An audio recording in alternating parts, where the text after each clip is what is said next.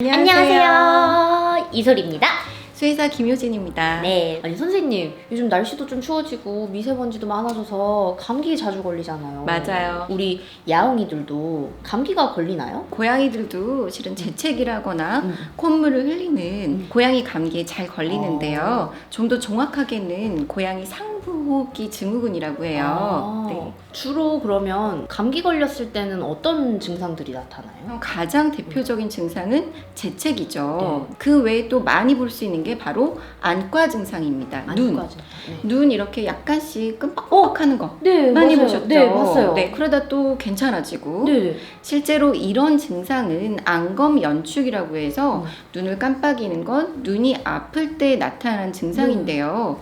다른 원인 때문에도 눈이 아플 수 있겠죠. 눈을 다치는 각막궤양이라던가 포도막염 이럴 때에도 그럴 수 있긴 한데 이 상부호흡기 증후군에 걸린 고양이들은 바이러스가 각막염을 유발하기 때문에 이런 증상을 보이는데 또 괜찮았다가 말았다가 이걸 반복하는 경우가 많습니다. 또 다른 증상이 있나요? 맞아요. 안과 증상 워낙 대표적이고요. 더 심해지면 2차적으로 각막궤양이나 다른 질환이 유발될 수도 있는데요. 비단 눈뿐 아니라 구강 질환도 또 많이 생깁니다. 그게 감기 하나로 다 이렇게 증상들이 나타나는 맞아요. 거예요? 혀에 궤양이 생기거나 잇몸에 염증이 생기는 경우도 많아서 침을 흘리고 밥을 먹기가 어려워지죠.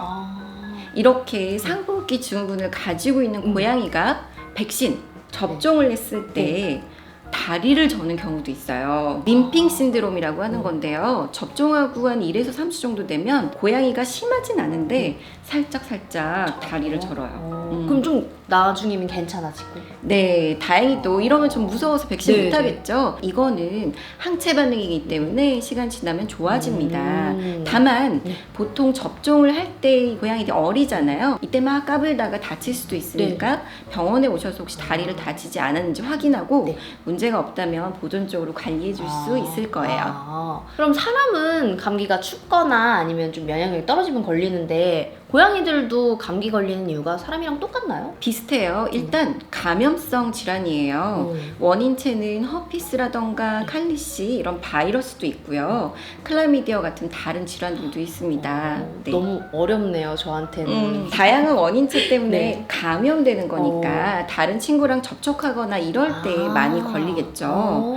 그런데 우리도 사람이 옆에 감기 환자가 있다고 다 감기가 걸리는 건 아니잖아요. 고양이가 스트레스를 받거나 면역력이 떨어지면 예를 들어 환절기 같을 때 면역력 떨어지겠죠. 이런 때나 손님이 방문한다거나 아니면 새로운 고양이가 들어온다거나 이럴 때 스트레스를 받으면서 증상이 다시 유발되죠. 그럼 이제 재채기도 하고 이제 눈도 깜빡이는 게 감기 때문인 걸 알았는데 그럴 때는 제가 어떤 걸 해줘야 돼요? 아까 스트레스나 면역력이 떨어지면서 증상이 유발된다고 말씀드렸죠. 그래서 일단은 면역력을 올려주는 게 좋습니다. 온도를 따뜻하게 해주는데 적정하게 유지해 주시고요. 습도, 그다음 시기도 중요해요. 그래서 길고양이들이 참 이 질환이 많은데 좋은 집에 입양 가면 많이 좋아지는 경우도 있어요. 그래서 고양이도 불쌍한 아이들도 많이 입양하시면 좋을 것 같고요. 여기에 또 할 수 있는 것들이 보조제 급여 같은 것도 있죠. 엘라이신이라는 영양제가 아주 유명한데요. 이 상부호흡기 증후군이 있을 때 쓸 수 있는 영양제예요. 엘라이신은 실은 필수 아미노산입니다. 별게 아니에요. 필수 아미노산. 근데 이 엘라이신이 있을 때 아르기닌이랑 경쟁적으로 작용하기 때문에 아르기닌이 줄어들어요. 그 나쁜 게 아르기닌. 아르기닌 나쁘지 않지만 이게 바로 아까 얘기했던 복잡한 허피스, 칼리시, 클라미디아 이런 아이들이 증식하는데 필요한 원료인 거죠. 그래서 라이신을 공급하면 아르기닌이 줄어들고 원인체도 줄어든다.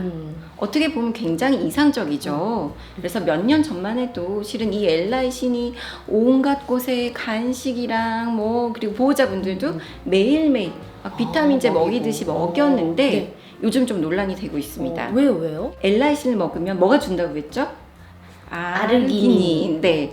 근데 이 아르기닌도 고양이에게 필수 아미노산이에요. 그리고 아르기닌 결핍증에 대해서 고양이는 굉장히 민감합니다.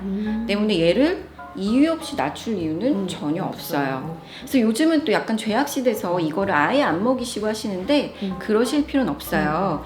비교적 그래도 이것은 안전한 치료법이기 때문에 아이가 증상이 있거나 또는 우리 아이가 허피스가 심한데 뭐 친구 고양이를 탕묘하게 됐어요. 네. 스트레스 받겠죠. 그쵸, 그쵸. 이럴 때에는 먹이셔도 무방하고요. 대신 증상이 없을 때에는 먹일 이유가 없다. 그럼 너무 놀랐어.